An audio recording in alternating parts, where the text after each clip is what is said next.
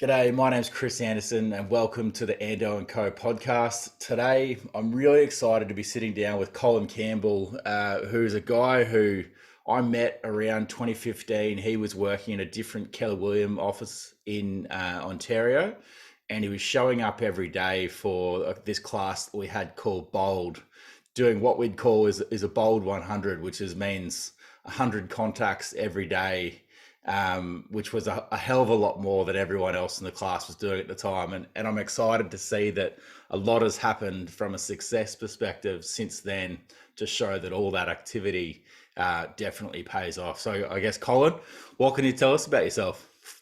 Chris, thank you for having me. It's a pleasure to be here, my brother. We need to have you visit Canada again. It's always great having you. Like you rightfully said, us being in Bowl, but more importantly, whom am I first? I'm a father, I'm a husband. That's it. I just Awesome. happen to trading real estate, right?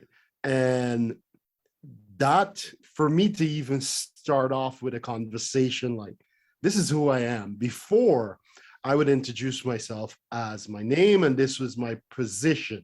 Mm-hmm. I was a district manager, I was this, I was that, I had the company car, all of these perks. And at one point I was working for, Radio Shack. I don't know what's the equivalent of that in Costa Rica. And I'm sorry, I was talking to somebody from Costa Rica before in Australia, whether it's your Best Buy, your tech store, and I was laid off a Thursday afternoon, because it's apparently you don't lay people off on a Friday because they don't have support to reach out to. Okay. A Thursday they called me into the office and they said, could you come into the office for a 11 o'clock meeting? Please bring your laptop, your phone, the car. We want to chat. Okay. And it was basically saying, this is your package. Thank you very much. Next. Mm-hmm. This is a company that I worked at. I worked my way up from a part-time sales associate. Now I'm district manager. I'm running, 20 stores. I'm on track to be the youngest vice president in the company.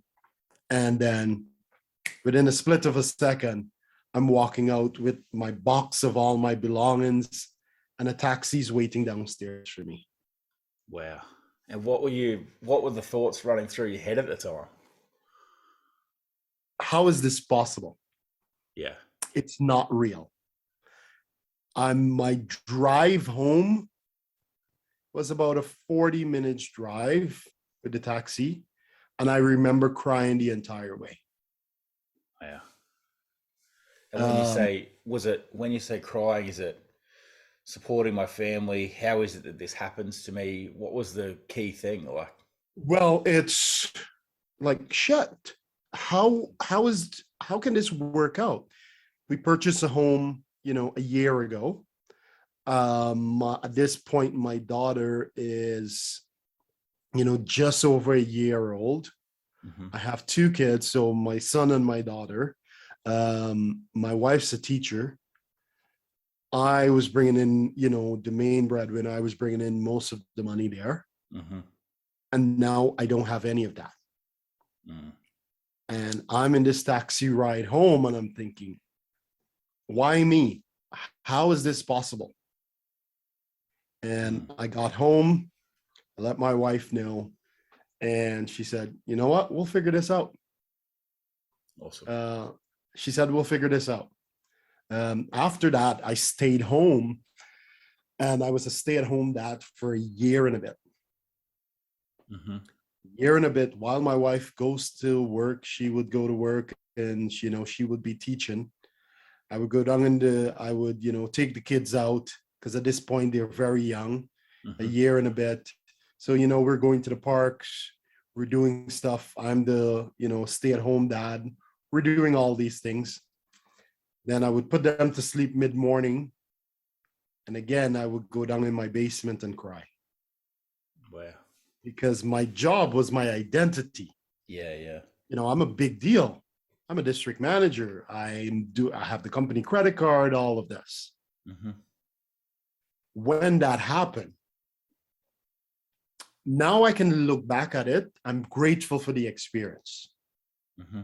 Extremely grateful for the experience because it allowed me to connect with my kids on such a deeper level.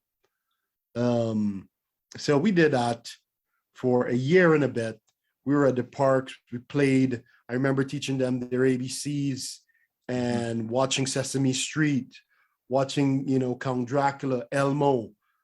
A lot of the songs are still in my head, right? But going through that experience with them was a beautiful experience. And it allowed me to be the father that I want to be with my kids, where I'm present. Mm-hmm. So and another lesson I learned from that is don't ever associate my identity with any position. Okay. Yeah, right. Who's Colin first? Who's Colin? What's most important to me? I want to be the best father possible to my kids, and I want to be the best husband to my wife. So that's what I strive for every day. So that's who I am. I'm also, a son, I'm a brother, I'm an uncle, and all these things. Has nothing to do with my position, because Mm-hmm. any position can come and go. This is who I am to the core. Mm. Right.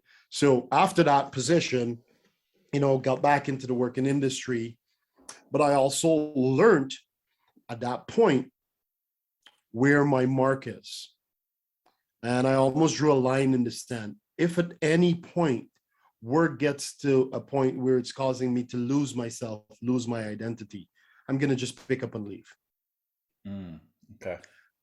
So, went into other retail positions, managing big companies and so on. The last position I was at, I'm there and, I'm working. And I came home and I told my wife, I was like, babe, I've been doing everything that I need to do at this position. I'm just not happy anymore. Okay. And my crazy wife says, I love her to death. She says, then leave the job. And again, we'll figure it out. She said, we've done it in the past.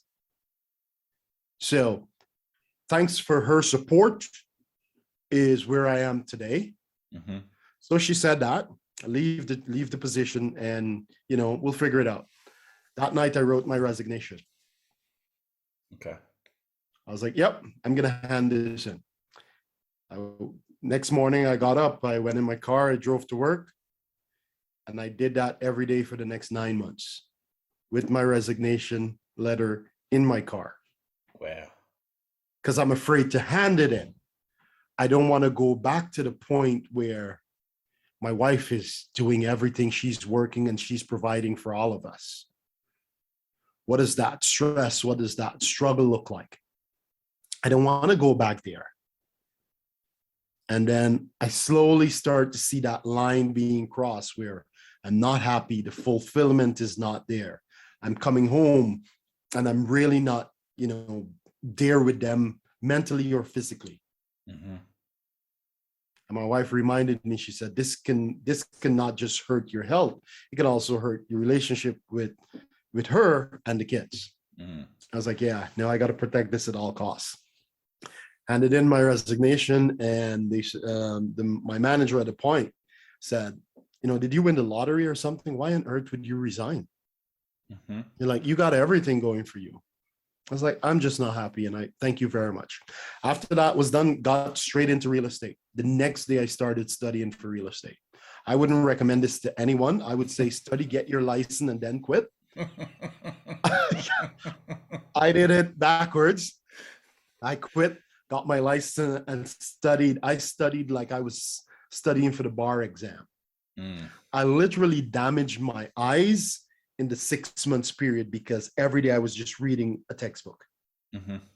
And I literally damaged my eyes during that point. So now I got my real estate license, joined Keller Williams as a real estate broker. Like, okay, now I'm going to go make a ton of money. Mm-hmm. All right. Like every agent thinks that way. You How know the else reality of how it, else could it right? not be like that? Yeah, yeah. Yeah. And then I got into the industry and it's like, okay, this requires work. Let me get in there and let me just start talking to people. I was in real estate for my first 9 months. I didn't do a single deal. Mm. all the monies that we had put aside, save, I was into that money. And I was back to that dark place where I was first laid off. Yeah. I'm back to that place now where there isn't enough money for the remainder days in the month. So at that point, my wife and I started chatting, and we decided that we're going to get help from the food bank. And we started going to the food bank, who would help us with, meals for the week. And at that point, I remember specifically, at this point, we've been using now the food bank for, a couple of months. I got my first listing. I'm excited with that, but we're still using it because that money doesn't come in for another 90 days. Right? So that's the beauty of real estate, right? So that money takes a while to roll in. We're still going to the food bank. So one Saturday, my wife is getting ready to leave home and go to the food bank. And she said, all right, I'll be back in a bit. And there was just that look in her eyes that I saw it as disappointment. Not disappointment in me. And if I were to ask her, she would say no. But it was just that glimpse in her eyes. And I was like, I can't let my family do this. I can't put them through that. So I started going, like crazy. I was door knocking every day. And then I started cold calling. And this is where we met. Yeah. Because when we met, I'm still in that phase where I'm at the food bank. However, I decided at that point in my career, I need success like right away. And I know the more people that I spoke to, the more contacts I made, the more contracts I will write. And it was a math formula. I talk to more people, I'm going to do more business. So my one goal every day was just to go out and talk to the most people as possible. That is why I was relentless every day in doing the Bowl 100. Yeah, not right. Just so everyone can look around the room and think, okay, he's the hardest worker in the room. No, I want to provide for my family. So there you go. Interesting. And I think the big thing for me is that the interesting thing about being a salesperson is people, regardless of what's happening in your life, people will pick up how you feel. People will pick up on the vibe that you put out. And at no point would I have realized in those classrooms, when you show up with a big smile on your face, well dressed, ready to go, putting in the work every day, at no point did I feel like if this guy were to have a sales conversation with me, I could sense his desperation. Like every day you just showed up like looking like $1 million, ready to work hard, ready to do deals. I never would have been able to pick that. And what I learned in that same time is trust the process, right? I know as long as I go there and I do the work, the business will come.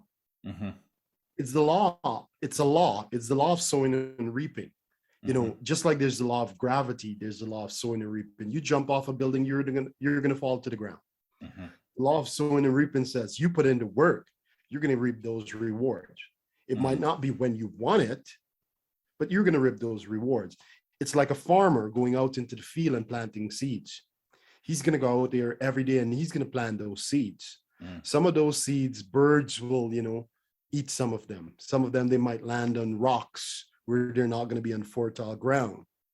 But the ones that catch, they're going to bear fruit. So my goal every day was just to go there and plant seeds. So I believed in that law with every fiber in me. So that is why, desperation never came across like, I have to get this deal. For me, it's just talking to as many people as possible. And just starting out with door knocking in Toronto or just outside Toronto, 4 months of winter, how was it when you went door knocking, how many hours in a day were you doing it generally for, and how long did it take you? And I guess, how did that then compare to then be able to make those contacts on the phone later? I would be out there about 3 hours every day. Okay. And I door knocked an entire year without missing a day. When Wow. I say without missing a day, Sundays were my day off, holidays were my day off. Yeah. But apart from, my days off and holidays, I was out every single day door knocking.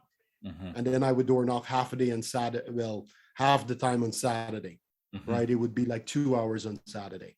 Yeah. So Yeah. just going out there and do that. And then that switchly change from being on the doors to the phones, because I made that switch. Mm-hmm. The more contacts I made, the more contracts I wrote. Mm-hmm. I'm talking to more people. They're getting engaged. Yes, they want to buy or sell.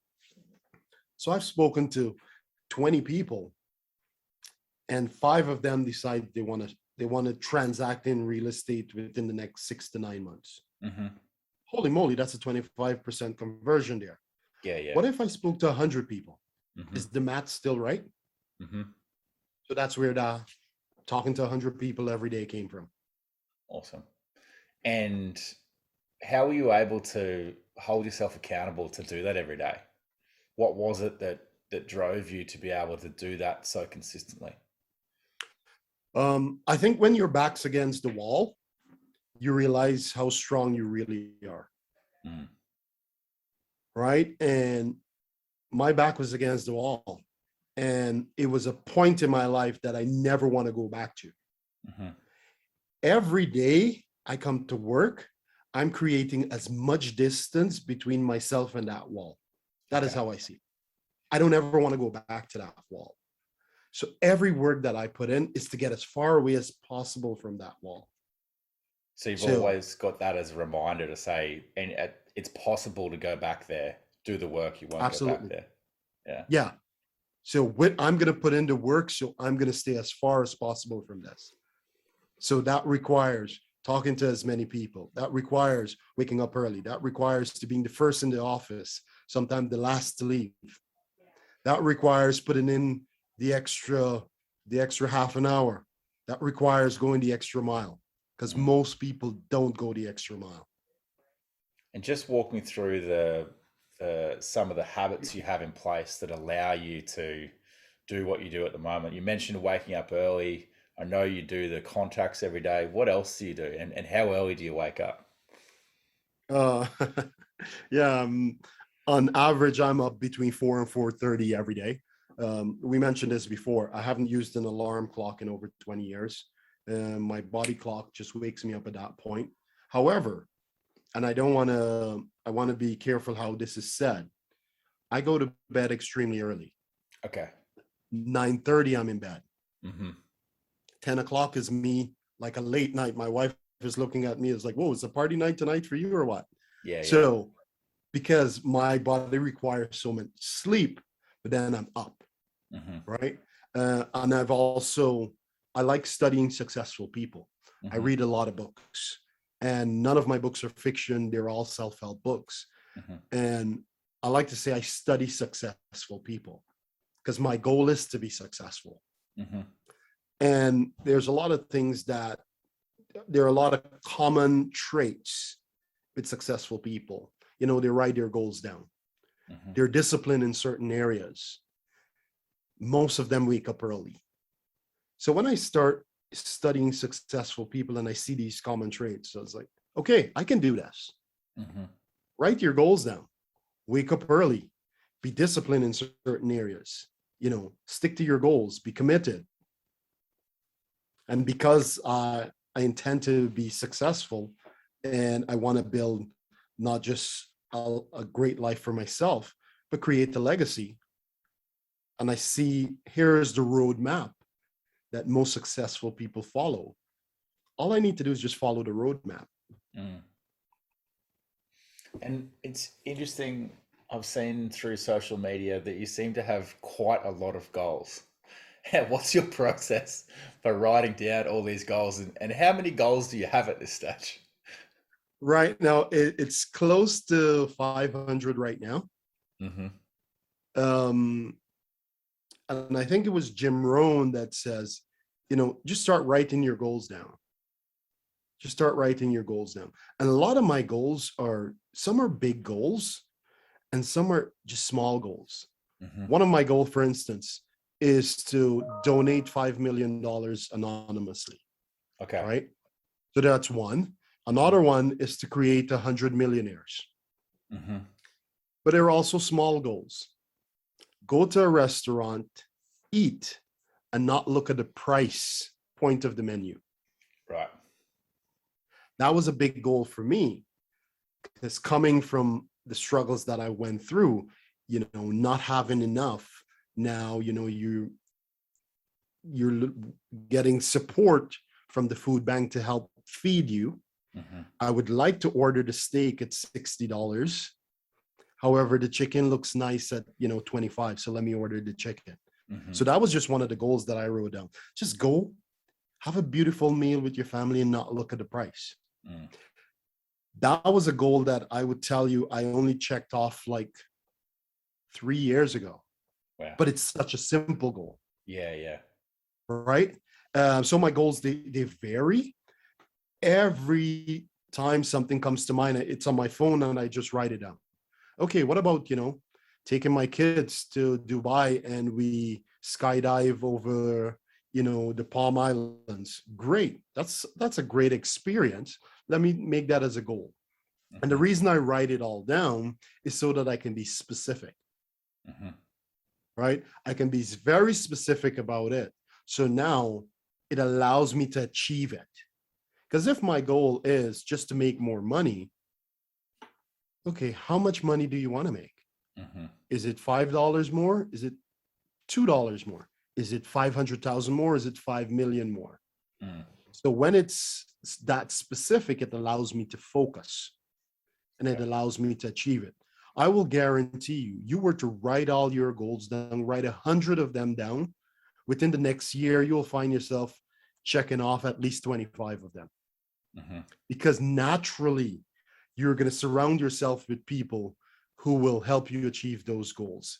Your brain, your RAS will connect to the things that you're looking for, and it'll start finding solutions to it. Mm-hmm. So that's why I write my goals down, and I just keep adding to them. Interesting. Yeah, you mentioned the giving $5 million away anonymously. One of the stories that I connected with was from a book, and I don't know how I was recommended it, but it's called The Billionaire Who Wasn't. And Yes. It's the story of Conor O'Cleary, and he made a hell of a lot of money. Like, he's given away well over, I think it's over 3 billion in his lifetime or something like that. Wow. And he just realized that he built this massively successful business, but he didn't feel successful until he was just making things happen for people. Like you say, 100 millionaires. Like, that's the sort of goal that maybe makes you feel successful, rather than having other people might have $1 billion in their bank and only worry about themselves. But if your goal is to create a team of people who are all succeeding, then depending on the way you're wired, then maybe that's a hell of a lot more motivating for you. How has that been for you in terms of going from being a single agent to running a team, and where does that fit in the timeline for you? That fit in the timeline because I started off, like you rightfully said, started off as a single agent. Mm-hmm. And then I partnered with a gentleman who had his real estate license. He was in the business for some time now. Mm-hmm. And after some time in our partnership, we realized he was terminally ill. Cancer. And after that, a year and a bit later, he passed away. And here is somebody who was a friend, a mentor, passed away. He's been in the business, for so many years, mm-hmm. close to 30 years in the business. Mm-hmm. And when all was said and done, there wasn't a lot there. Okay. Right? And I quickly realized I now need to treat this as a business, because most real estate agents don't treat real estate as a business. The moment you stop selling real estate, you stop on that treadmill, Mm-hmm. you'll stop making money. So as a business now, you don't have to be on that treadmill every day. Mm. How how can you make your, I think it was 50 cents that said that you're not making money until you're making money when you're sleeping, Okay. right? So then is when you know you have a business. So at that point, I click into, instead of me doing this by myself, let's create a team. Mm-hmm. And then I started a team shortly thereafter, had a very successful team. Now I'm at that level, I'm still running the team, and then I'm looking at what is the next level. Mm-hmm. Instead of now running the team, how can I own the brokerage? Mm. That became the next level. And it's been close to a year now that I've taken over the brokerage. But there's always another goal, right? Mm. And the goal is freedom. That is Yeah. the goal. To do what you want, when you want, with whoever you want, and to give as much away as possible. Mm. Money and the goal is, it's not just money anymore. Money is good for the good it can do for others. Mm. So now if I can teach, show people how to make money, now I'm not just changing that person's life, I'm almost changing their family tree. Mm-hmm. They can now go out there and build a legacy. And I had a small part to do with that. Mm. And I guess just thinking back to even before the story of you working at Radio Shack, I understand you're from Guyana beforehand. Yes, Diana, correct? Yeah. How how does the family feel in Guyana about all that you're up to over in Toronto? Well, I'm the eldest of seven, Okay. right? Seven of us. So I came to, next week will be 20 years since I've been in Canada. Wow. I came to Canada with $300 in my pocket, Mm-hmm. right? We've added a few zeros since then, thank God. But the beauty is when I came to Canada, 4 years later, I sponsored my entire family, my mom, Oh, my stepdad, and my siblings. wow. So now they're all here. Holy. Yes. And when they first came to Canada, they were living with us. So could you imagine 10 people in your house with, so you have your wife and Yeah. your two kids Yeah, plus yeah. 10. Wow. Yeah, so I had them, they moved in with us. They lived with us for 6 months. And it was basically said, okay, we're gonna help you, do what needs to be done to get you on your feet. But after 6 months, you're gonna be moving out on your own, Mm-hmm. right? And then you're gonna either start renting and so on. When it Mm-hmm. came time for them to move out to rent, my wife and I, we looked at it as, instead of having them rent, why don't we just buy a house and have them rent from us? Oh, cool. Right? So we bought a house, had my family rent from us. Mm-hmm. And then the same principle that I want to create the millionaires, I taught that to my family first. Okay, we're going to have mom buy our house first, and then she's going to move out. And then my brother, he's going to buy and then move out. And that is what I did. And Really? now pretty much all of them have moved out. They have their own home. They have their own businesses. My brother, one of my brother, he's a contractor. He employs like 7 people. My other brother works for Apple as a manager there, right? They're all in business. Wow. And is this something that they were doing back in Guyana, or is this something that they've learned since they moved to Toronto? Well, my mom is the ultimate entrepreneur Okay. because she was a single parent. Mm-hmm. So raising 7 kids was tough. So she was always, she's an ultimate entrepreneur. So there, it's looking for opportunity. Mm. So for every one of them, this is not what they did back home. They Mm. came here, they saw the opportunity. My brother, who is a contractor renovator, and he does a lot of business, he has an accounting degree. Okay. However, you come to a new country, you look for the opportunities. and that was a skill for him. He, my family, they're very hands-on. Hmm. I'm not. Okay. I manage people. I manage my family. Yeah, My yeah. sister, she'll go in, she'll paint the room, she'll knock out this wall and put up a next wall. I can't do that. I'll Okay. manage her, but Yeah, I yeah. can't do that. So it's understanding your strengths and playing within it, and also always looking for opportunities because they're everywhere. Mm. Can you give me an example of an opportunity that popped up for you that just some out of nowhere that's played out well for you, like something that stands out? Well, the same one that I mentioned with when they were looking to rent. Hmm. They were looking to rent, and we've taken them around. You know, we had a real estate agent helping us. We went around, looked at homes, and then a home almost 3 blocks from us. The the people were thinking of selling it. So I said, "What would you consider selling it for?" They give me a price, and then I went back home and I said to my wife, "I think we can make this work." Hmm. Reached out to the bank, had a great relationship with the bank manager. She's like, "Yeah, we could pull this together," Yeah, right. and that was an opportunity. They were Mm. still close to us, so my kids, they're coming home from school, can still go stay with my mom. But that was an opportunity that could even easily be passed up, right? Don't get me wrong, I've missed out on many opportunities as well. Mm. But knowing that, having that mentality where you're always looking for opportunities, you'll see more of it. Yeah. Yeah.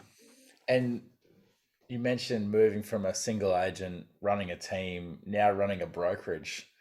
Walk me through what it's like to run a brokerage and just how big that brokerage is, and also the leadership that you had leading up to now being able to step into that leadership role within the brokerage. What can you tell Um, us about that? so moving from, running a team of, 4 agents to now running a brokerage of 240 agents, Mm. it's a massive difference. Yeah. However, everything that I've done in my life has led me to this point. Mm. Manager at Radio Shack, a district manager, various sales positions, Hmm. the books that I'm reading. Over the last 2.5 years, all I've been reading was leadership books. Wow. All my books were on leadership. So when an opportunity like this showed up for me to buy the brokerage, I was ready. Mm. There's no way I would have been able to, buy the brokerage if I wasn't ready mentally. Mm. And it's the same principle where there's these TV shows where people that win the lottery, they go back broke in 5 to 7 years. I think they say 95% of everybody that wins the lottery goes back broke in 5 years Hmm. because they didn't become a millionaire in their own mind, Mm. because you're using the same habits of someone who's just accustomed to spending money. Mm. So for me to be a leader, I was preparing for this position all along, intentionally or unintentionally. Hmm. So when the position opened up, mentally I was ready. I developed my leadership skills over the time. I was ready. Financially, I made certain moves where I was ready. Mm. And what have you? So it, Sorry, go on. I think it's rare that our we should never stop learning, Hmm. and having that pursuit of knowledge, or that eagerness to get better, that in itself is what allows us to live our truest potential. Mm. And I think the one of the really helpful things for me when I was working at Keller Williams back in Toronto was the culture of the brokerage was that the agents would come in and teach, and you'd always get opportunity to learn from leaders to find out what they were doing. And it was effectively an open book situation Yes. where other agents could come in and learn from these people as well. But there would be, if you were wanting to learn from other people in the same business as you, there would always be opportunities. Are there certain people that you met along the way that you just went, oh, this person's doing exactly what I need to be doing, and I want to follow in their footsteps? Absolutely. Um, I remember, like, there's so many people that I don't know, and there's no shot to any other brokerages out there, but Keller Williams is the only one I know. If I weren't at Keller Williams, would I have been where I am today? I doubt it. Mm, Because of that culture of teamwork, of collaborating, of wanting to see you succeed as much as I want to see myself succeed. mm, Right. It's also having mentors, people who have gone before you, because I don't need to relive all their experiences. I just mm. need to learn from their experiences. Yeah. Right. And that is why I read so many books. I'm mentored by Warren Buffett because I've read his books. Mm-hmm. Right. In today's day and age, you can be mentored by anyone dead or alive, Mm, because there's so much information and material out there from that person. So I'm always looking to gain knowledge that way, but also looking at people who has built a business, or where you're looking to go to, or what are one of your goals, who's achieved those goals already. mm, Right. And then you surround yourself with people like that. So knowingly or unknowingly, 2 years ago, 3 years ago, I started surrounding myself with, big leaders, people who own many brokerages, many locations. mm-hmm. So I'm learning from them. Awesome. So naturally, you start hanging out with a bunch of millionaires. Naturally, you'll be the next millionaire. Mm, Right. They say you're the average of the 5-7 people you surround yourself with. So I was always raising my lead. I never wanted to be the smartest person in the room. I wanted to be in a room and look around and think, how on earth did I get in here? mm. Right? How did I get in here? I'm grateful that I'm in this room, because this is what they're talking about. Yeah, yeah. Most people want to be in a room where they're the center of attention, and all that knowledge, and people are coming to them for all that knowledge and information. Mm-hmm. When I die, I wanted to be on my tombstone that said student, Yeah, because right. I'm constantly learning, and I want to learn from as many people as possible. All of my goals, somebody has done it before. Mm. I just need to connect with people who've done it, learn from their mistakes. Mm. And with everything that you've done, have you had help along the way? Have you worked with a coach? And I guess at what point did that start stepping in for you, if that was the case? Yes. The answer to that is yes. Now Okay. I can expand. Okay. No man's an island. Nobody succeeds alone. Nobody succeeds alone. Everyone who's given you that little encouragement, that high five, that pick you up when you were feeling down, a little nudge in the right direction, they're all a part of your success. Mm. Everyone that I came in contact with throughout the brokerage in my previous careers, they're a part of my success. I'm grateful for everyone in my past and my present as well, because my success, they're also a part of my success. So I would like to start off with that. We never do it alone. You're not an island. Mm. And who knows what it would have been like if, one day I was down and I'm feeling down on myself, and that agent didn't come into the office and say, I just admire how you just keep going, even though when you're hearing 100 no's every day. Mm. That give me the strength to go a little bit extra. Mm-hmm. That person is a part of my success. Now, formally, do I have a coach? I hired a coach 6 years ago. Mm-hmm. And the reason I hired a coach, studying successful people, you realize, all professionals, they have a coach, right? basketball players, football players, soccer players, boxers, all Mm. professionals have a coach. I consider myself a professional. Why don't I have a coach? Okay. And a coach doesn't necessarily mean that they need to, sell 500 homes or 1,000 homes. A coach just helps you just look at a coach sees your blind spots and Mm. see where you're stepping in your own way and say, hey, just step out of your own way right now. Or have you considered this? Have you thought of this? Mm. What if we were to change this? That's what a coach does. So I'm extremely grateful for my coaches, whether it's a formal coach or Mm-hmm. just people that I can sit down with and just talk and share ideas with. Because they're not the only people that have coached me, my formal coach, Mm. people in my circle. Mm-hmm. You are the average of the 5 people you surround yourself with. The people in my circle, they're constantly coaching me and they're constantly allowing me to think bigger, strive for more.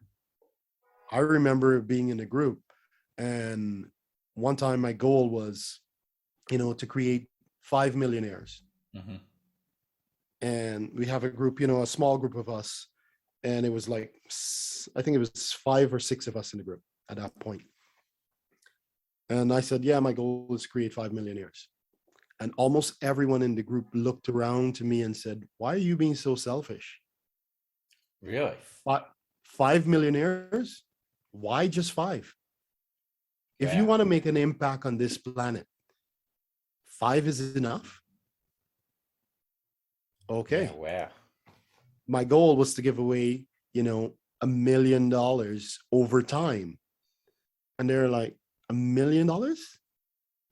What can a million, how many people's lives can $1 million change? Mm-hmm. My goal was to feed 100 family every Christmas. Mm-hmm. And they're turning around and say, Colin, stop being selfish. 100 families. So every year after that, I started doubling it. Then 200 families. Last year, we fed 500 families. This year, we're going to feed 1,000 families. Yeah. So Nice. I'm grateful for these people who are constantly pushing me, right? And allowing me to think bigger and strive for bigger things. And just thinking about all the things that you do, getting up early, reading the books, putting in the calls, running the business.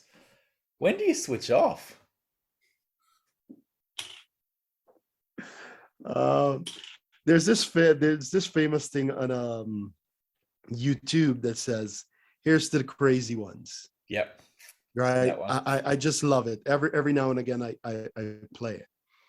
The truth is, it's hard to switch off, um, and that is why I meditate now. Mm-hmm. I've been meditating now for 4 years, and that is just to quiet my mind. Mm. And meditation has taught me to be present, right? When I'm having dinner with my family, I Mm. can be present and in the moment Mm. and not think about how do I go bigger, faster, stronger, Yeah. Yeah. because that's what I'm always thinking. Yeah. Yeah. Yeah. So I can quiet that part of my mind and say, no, we're having dinner. We're going to just chill. And I'm going to find out how my kids were in school, what they're doing, and be engaged in that conversation. I don't have to worry, is the phone ringing? Is the TV on? None of that. So meditation has taught me how to just be present. I haven't mastered it as yet. That Yeah. is why I'm still meditating every day. So, right. So the goal is every day, in every way, I'm getting better and better. Awesome. And while you're climbing this mountain, while you've gone from manager of Radio Shack to getting laid off to other sales roles, moving into real estate, doing all the calls, do you have a part of your goals holidays? Or like I know for me, quite often I'll get stuck in just thinking about work all the time, and my partner won't necessarily think that that's the right thing to do, but I probably similar to you, I struggle to turn that off. Do you when you do you have holidays always been a thing, or did you feel like at a point you started earning those holidays? How have you been able to fit in those times where you switch off and sort of relax with the family as a group? Um, the routine that I've developed over the last 4.5 years, January 1st, my family and I, we sit down with a calendar for the entire year Awesome. and we plan vacations. Awesome. Okay, we're in a away. We're going to be away in August. We're going to be away in March. We're going to be away in Christmas, in December. Mm-hmm. What weekends do I need to be home? Oh, let's take this long weekend here. Let's do this. Here's a holiday. Let's book this off. Mm-hmm. Great. Birthdays for the kids, family functions, all of that I mark off. And then I look at my family and I said, okay, is there anything else we need to add to this? No, Mm-hmm. I think that's it. Okay, great. So now outside of that, are you okay with me working every day now on this list? Right? No, Yeah. well, everything that hasn't Sure. been marked off. Yeah, Right? yeah. So everything that hasn't been marked off, I'm working that. Yeah. Right? We already planned, okay, come home early these days. Okay, great. What day you want me to come home early? Oh, let's do the middle of the week. What is early? 4 o'clock or is it 3 o'clock? Let's go for 4. Okay, great. So once a week, once a month, I'm taking the Fridays off, or I'm Mm-hmm. coming home early on Wednesday. All of that is marked off in my calendar. Mm. I give that now to my assistant, who now puts that in my annual calendar. Everything that is remaining, I go to work. And I guess the interesting thing for me, now that you run a team and now you run a brokerage, I know that a lot of people don't feel that way. Like they're happy to just turn off at any given point and they have to sort of push themselves to work. At the moment, you're going to be working. You have to push yourself to stop working. Yeah. When you see people walk into the brokerage or as part of your team, what is it that you see in them where you say that person's going to be successful? It's the desire. It's the desire to be successful. And not only desire, but the willingness to put in the work. Mm. Right? Because of social media, where we are, everyone wants instant gratification. Could you imagine if a farmer wanted instant gratification? I planted the seed today and I want fruits today. Yeah. Right? So being willing to put in the work. And so as the leader of the brokerage, we're going to teach you how to buy and sell more homes. We're going to teach you how to build a massive life. Mm-hmm. You also need to want it more than I want it for you. Mm. Right? That has to be a desire, a burning desire in you, because I'm going to see the potential in you and I see potential in everyone. And I want greatness for everyone that we're in partnership with. Mm-hmm. But if you don't want that for yourself, I can't help you that much there.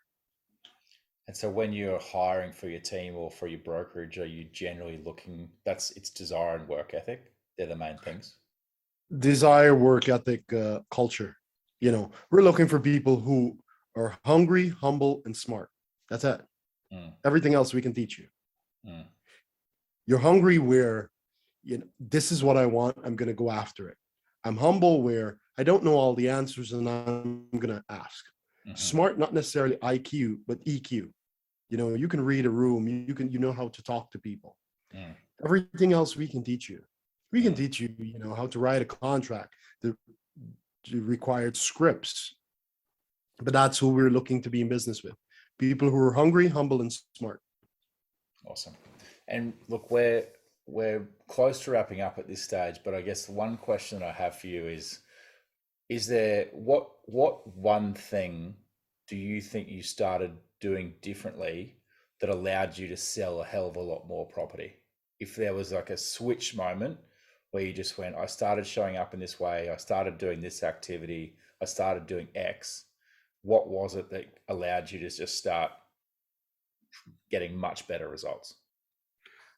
It's when I started working for my customers, my clients, being more specific to their needs and not the next paycheck. Mm-hmm.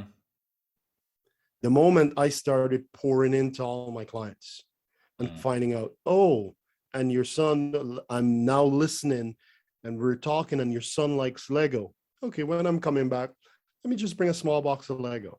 And I started pouring more into them. My business flourished. Jim Rohn, and I guess I'm quoting Jim Rohn a lot here today. You know, he said, you help enough people get what they want, you will get what you want. Right? So the moment I made that switch and really pouring into them, finding out what are their goals and helping them achieve that goal, the money came. That was it. Awesome. That was it. And so I guess the good thing that you have now is that you have a team, you have a brokerage, you get to do exactly the same thing with every person that you work with as well. Absolutely. It's pouring into every one of our agents. Every one of our agent partners is pouring into them. What are your goals?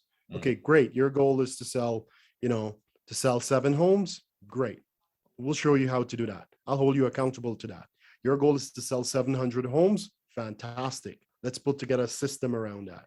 Your goal is to have a vacation, 1 week every month. Absolutely. Let's do that. Let's leverage. Let's get you help, an assistant, an admin. Let's get you that. So it's allowing everyone to achieve their goals. And as the leader, I achieve my goals. Awesome. Well, before we wrap up, is there anything else that you'd like to cover off on? Attitude is important. The way there's a saying, your attitude determines your altitude. How you show up every day determines, how high you're going to go. And coming from that place of gratefulness, I might not have everything that I need today, but I'm darn grateful for everything that I have so far. Awesome. Right? I'm grateful that I was able to wake up today. I'm grateful for the business. I'm grateful for my friends. I'm grateful for the mentors that are in my corner. A lot of things I don't have, and that's okay. Here are the things that I'm grateful for. And I think spending more time in gratitude opens up us for so much more. Awesome. Well, Colin, thanks very much for your time today. Certainly a pleasure sitting down with you. And I look forward to eventually being able to come over and see you again. Maybe I might be traveling to Australia before that, but we'll see. Sounds good. Aussie, Aussie, Aussie. Oi, oi, oi. There you go. Cheers, brother. Thank you. Cheers, my brother. Thank you so much. Appreciate it.